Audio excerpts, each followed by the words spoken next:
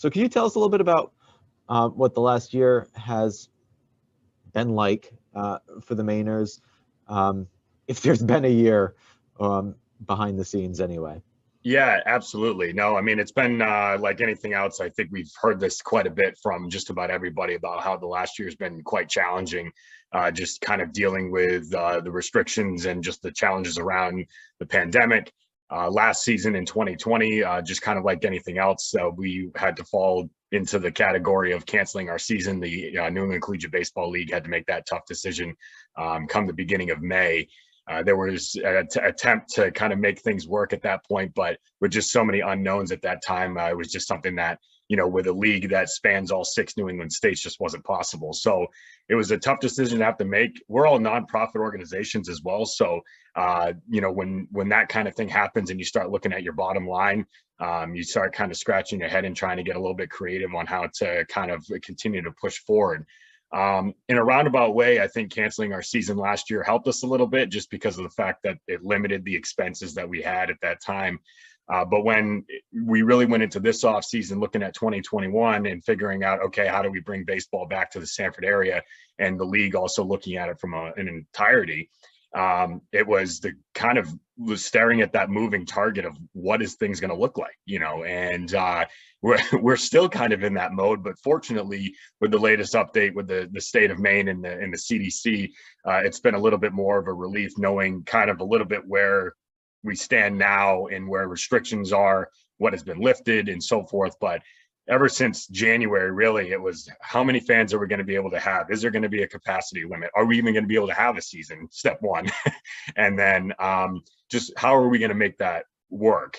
And so even though we're less than, we're about, a little over 2 weeks into until the season starts, there are still things that we're trying to kind of lock down. But fortunately, today, we're able to announce that Goodall Park is actually going to full capacity as well. So that's an exciting piece of information that we're able to share where, people can finally get out to the ballpark and enjoy baseball. But yeah, it's been a lot of work, but we're excited at the same time. Good. We're excited too. So walking in, like you're saying, guidance is changing all the time. If you're a fan walking in, actually, this is a two-pronged question. Okay. If you're a fan walking in, what can you expect the experience to be like? Seating, full capacity, so there's going to be people around you, concessions, all that kind of thing. And also, if you're a player, what is the clubhouse situation going to be like? So I'll start with the player aspect first. The NECBL went the extra step this offseason to actually mandate the vaccine for all players and coaches. So those players are going to be coming in fully vaccinated throughout the entire league. And the reason why they had to make that decision is, again, as I mentioned before, with teams spanning all 6 New England states, and with every state having their own restrictions, it was kind of one of those situations where they had to figure out, okay, how do we make this work where our season is 42 games long, and only in a 2-month span? We can't really afford to take a back seat in case somebody in the clubhouse on either to any team ends up testing positive. So it was a decision they had to make at the time. I think even for the fact that these players stay with host families as well, it was a peace of mind granted there too for those taking in players for the summer.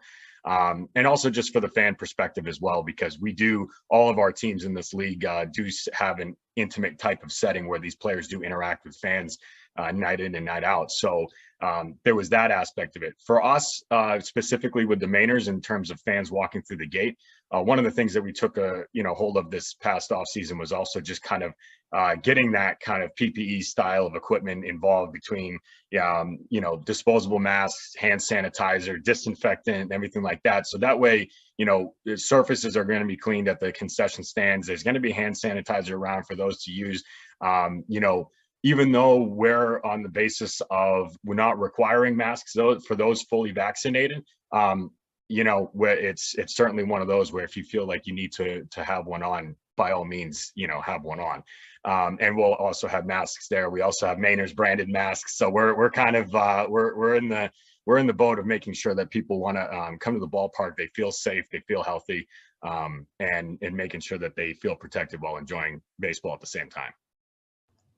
I got your schedule up here on the screen next to me. Sounds like you're all systems go. But when is that first game? How close is it? And will you be ready? Yeah, so June 4th, Friday, June 4th will be our first game, season opener, home opener down at Goodall Park, 6:30 p.m. game start. Gates open an hour before. The short answer to your question on whether we'll be ready, the answer is yes, we will be. But one of the things we're telling fans is the fact that, things may look a little bit different than what they have in the last, than what they might be used to, just because it has been such a challenging off season. So, things may not be running as smooth as they used to, and just something that we're kind of being transparent where, it's like baseball is going to be there. We're going to have a team on the field, and we're going to make things as quote unquote normal as possible for these fans. And fortunately, I've talked to a few of our fans already, and they've told me that they're just excited to be able to go out and watch baseball again, and understand that things may not look the same way that they have in the past. Just the fact that they're able to get out and do something. So we're going to be there. We have a great group of volunteers. This whole organization is run on the back of volunteers, and it's been an exciting, challenging, sometimes anxiety-ridden off season. But we're ready to go, and I know at the end of the day, we're all going to be all smiles on opening day. Now, I would imagine the structure of the Mainers, it's different from like a farm system that's directly tied to a major league franchise. So, but is there any way you can gauge what this kind of past year being off the field for so many players has meant for development? For these guys, I mean, this is really, they need every advantage. Yeah, so I think one of the things that we're seeing too is even though a lot of these college kids have been able to get back on the field this for their spring season, I think they're fired up in a way. I mean, it's they missed pretty much all of last year, and then started to get a better taste of it as colleges started to ease back into things this spring season. So yeah, I mean, sometimes from a development standpoint, you may see some, rust still being kicked off, but for these guys, baseball is their passion. So, they're ready to go. And I think, the NECBL has always been highly competitive, has been ranked, the #2 summer collegiate baseball league behind the Cape Cod League for the last few years. But I think you're going to see even more competition, this summer, just because of the fact that these guys are ready to go. Great. Told you we'd try to keep this to 10 minutes. So my last question here. I kind of came at this story today because I stumbled across some history. Today was an anniversary of Babe Ruth hitting his last 3 home runs, one game towards the end of his career. And in kind of researching the Babe, found out he played a game at Goodall Park, and Goodall Park's history, and how the old park burned down, and how the community rallied to rebuild in 2 years. Anyway, what I'm getting to is, I got to imagine that Sanford's a baseball town. So what is this past year where people haven't been able to fill the stands? What has it told you about what baseball means to Sanford? I think it just means that there's still heavy roots in the baseball community here in Sanford. I mean, one of the things, especially going into this off season, late winter, heading into early spring, I mean, we started receiving messages, kind of not what we're really used to, about, are you guys going to be back?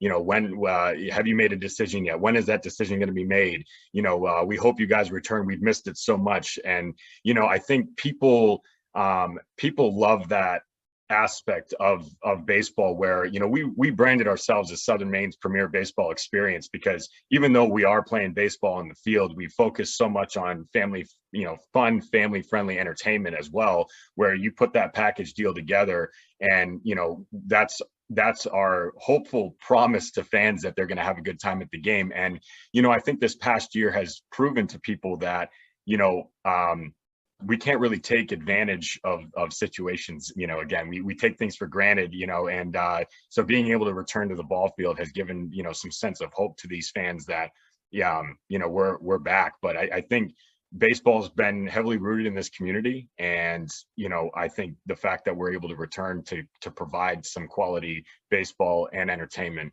is, people are starting to are recognizing that.